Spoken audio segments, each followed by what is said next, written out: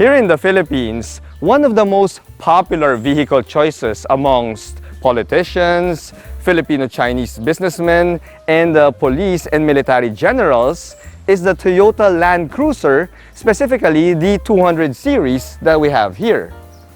So why is the Toyota Land Cruiser 200 so popular with these powerful people?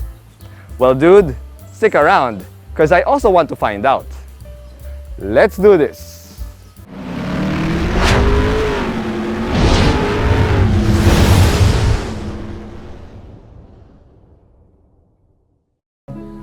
The Toyota Land Cruiser is an icon. With over 70 production years to its nameplate, the Land Cruiser has cemented itself as the top choice when it comes to rugged and go-anywhere reliability.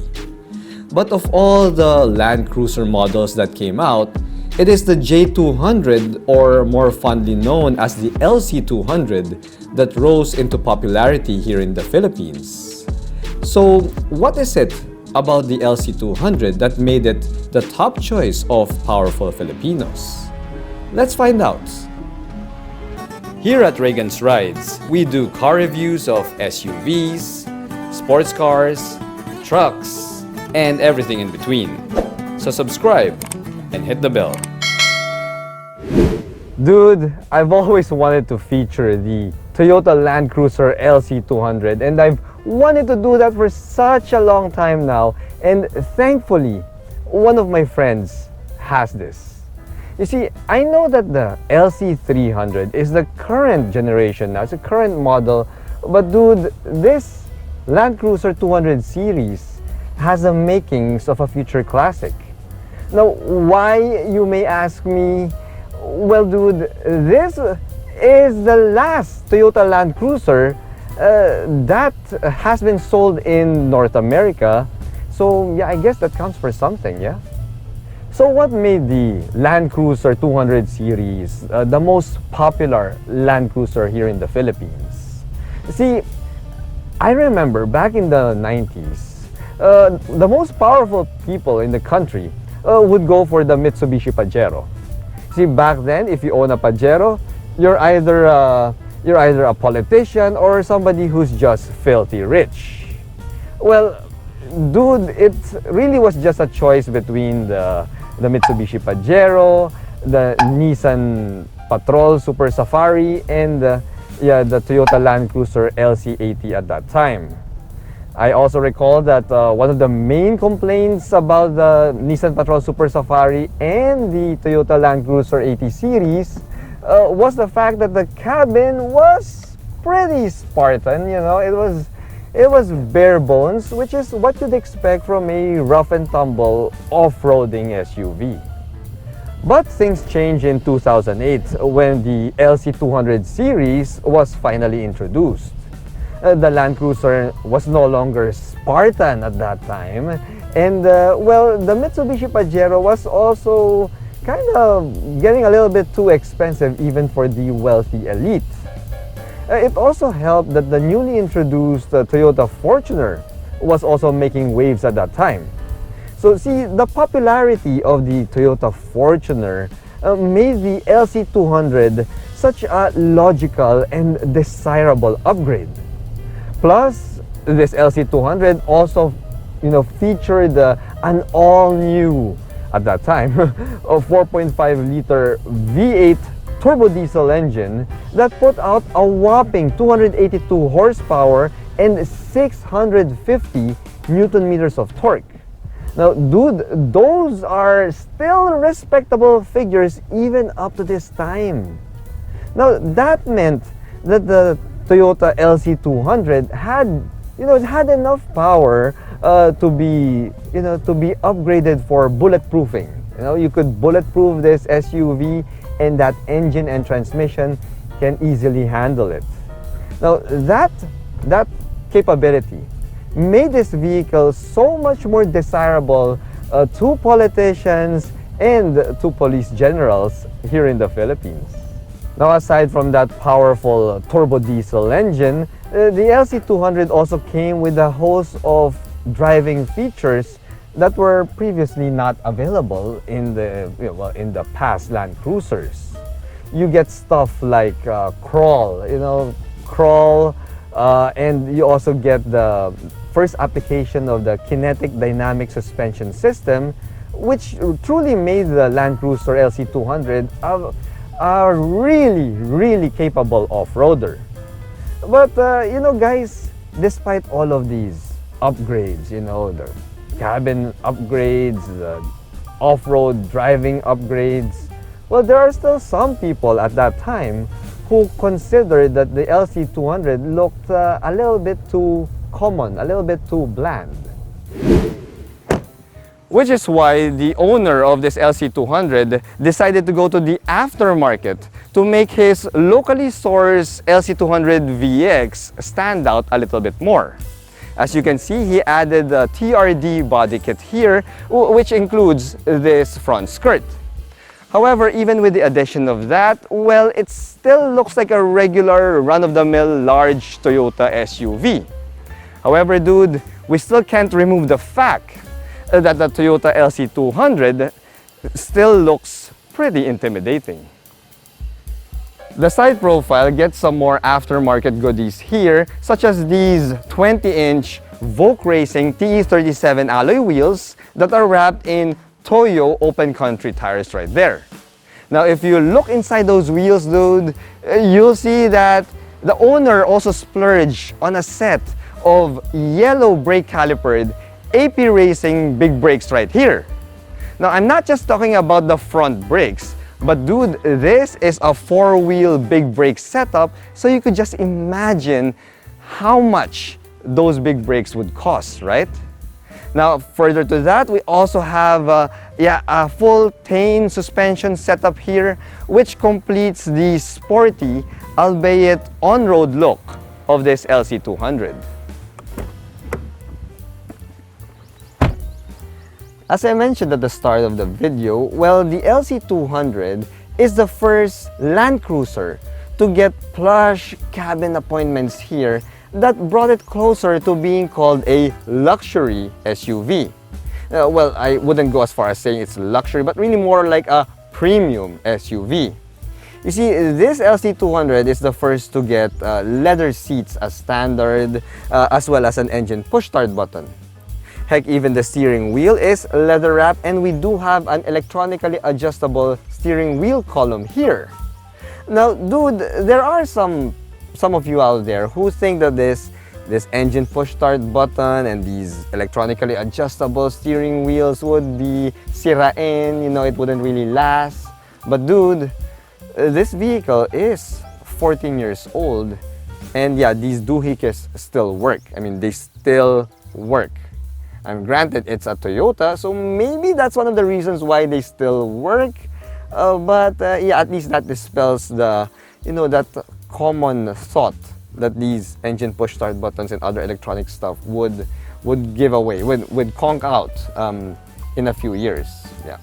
Anyway, when you turn your attention to the gauge cluster here, you'll see that the owner has upgraded the gauges here to an LED set from carburetor, and I do love how it complements the cabin of this LC200. I mean, it's a nice and clean look right there.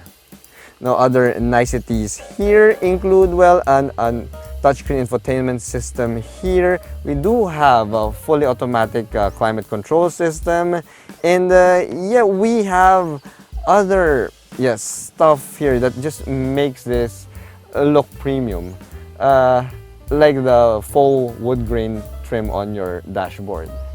Now, that faux wood grain trim has been around in a lot of Toyotas even up to now, which tells me that despite being 14 years old, this LC200's cabin still looks like a modern Toyota's cabin. Now, dude, does that mean that this LC200 is ahead of its time? Or does that mean that Toyota slept on the wheel and just, dropped the ball when it comes to updating their newer cabin designs? Well, I don't know. Let me know in the comments below. When it comes to driving, I was quite surprised with this LC200. You see, I expected that this would feel large. It would feel like you're driving a large SUV because you are driving a large SUV. But dude, this drives smaller than it actually is. I mean, it feels like I'm driving a mid-size SUV at that. It doesn't feel like a full-size SUV. Now, when it comes to the acceleration, you can see it has a nice and smooth linear acceleration here, which I will credit to that to that large displacement V8 turbo diesel motor. I mean, it has that nice and smooth linear response when it comes to acceleration. I'm also happy to note that despite Toyota's reputation of having some pretty harsh suspensions when it comes to their SUVs, well, this Land Cruiser doesn't feel harsh. I'm just driving around here inside the village, but dude, this vehicle rides quite smoothly. It feels like you're driving a crossover. I mean, it's that soft. It rides softly, which is something that I didn't expect in something, in a large SUV that can go around like the deserts of the Sahara, or go off-roading in the mountains. I mean, this is a very pleasant drive, guys. It's a very pleasant drive. Now, as for the steering feel, though, you do know that you are driving a large SUV here because there is a good amount of heft on the steering wheel. But the response is also as what you'd expect from a large SUV. It doesn't really handle as well as the smaller vehicles out there, which is largely expected from such a behemoth. Yeah, but dude, I'm pleasantly surprised that this is a very, very comfortable car to drive. It doesn't feel big even when you're going around tight streets like where we are now.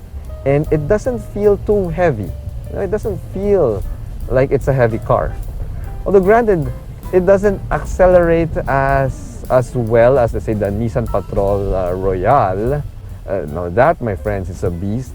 But the fact that you get a slightly more frugal diesel engine here should make up for that, lack of acceleration. And I'm not saying that this thing is a slouch. No, siree. Going up an uphill here, I'm going to show you. See? It kind of floats like a boat in a way when you go around corners, but nothing too bad. And it could easily climb up this inclined mountain road here. No problemo. But here's the thing, dude. Most of the people who own LC200s would have family drivers or personal drivers to ferry them around. So most of them will be spending their time in the second row. So let's go check the second row out. Alright, dude, so the second row seats of the LC200 is surprisingly a little bit bigger than the one I saw in the current Landcruiser LC300. Now, I did say it's surprising because this is the older vehicle, but well, the LC300 is really more about right sizing. I mean, when it comes to the engine and maybe even the overall cabin space. Still, this is nice and wide and spacious, such that you could fit 3 average adults here quite comfortably, or you can fit maybe 6 to 7 Filipinos on their way to a fiesta.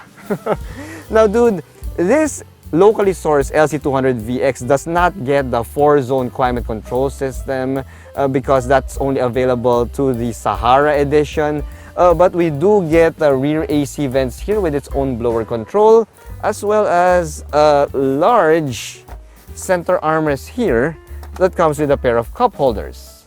Now, as for the third row seats, well, while it's spacious enough to accommodate somebody like me who's just 5'6", well, it's not really the most comfortable seats in any vehicle because your knees are way up, almost close to my shoulders. So it's not really the most comfortable sitting position. So yeah, if you're gonna use the third row seats, might as well use that for short trips or for emergency purposes. The rear end of the LC200 is, well, pretty familiar already, considering that this vehicle has been around for over a decade. Now, as you'll notice, we also have that TRD rear skirt there, part of the TRD body kit. And when I pop open the manual, this is still a manual liftgate here, you'll notice that we have the classic split opening liftgate configuration here, something that the current Landcruiser LC300 no longer has. Now, I'm a bit bummed out by that because this split folding liftgate here, yeah, it really gives this LC200 a lot of that off-roading character that people love.